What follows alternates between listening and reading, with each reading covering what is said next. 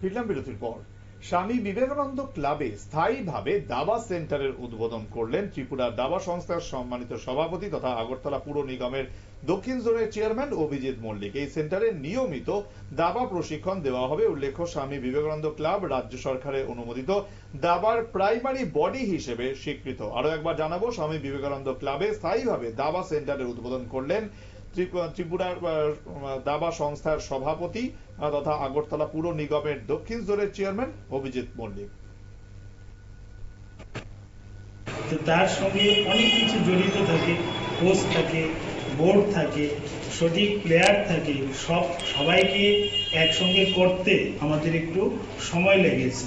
কিন্তু আজকে এই শুভ দিনে বিবেকানন্দের জন্মদিনকে কেন্দ্র করে আমরা এখানে একটা উদ্বোধনী অনুষ্ঠান করতে পারছি, তার জন্য নিজেকেও খুব গর্ববোধ করছি।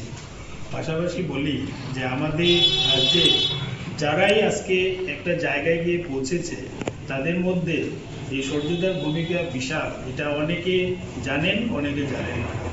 আমাদের একটা সময় ছিল যে আমরা বাড়ি বাড়ি টুর্নামেন্ট করতাম, কিন্তু আজকে ওনার কল্যাণে উনি যখন স্পোর্টস কাউন্সিলের জয়েন্ট সেক্রেটারি ছিলেন, আমরা শুনতে পেলেন যে দাবা প্রশিক্ষণ কেন্দ্রের উদ্বোধন করা হয়েছে।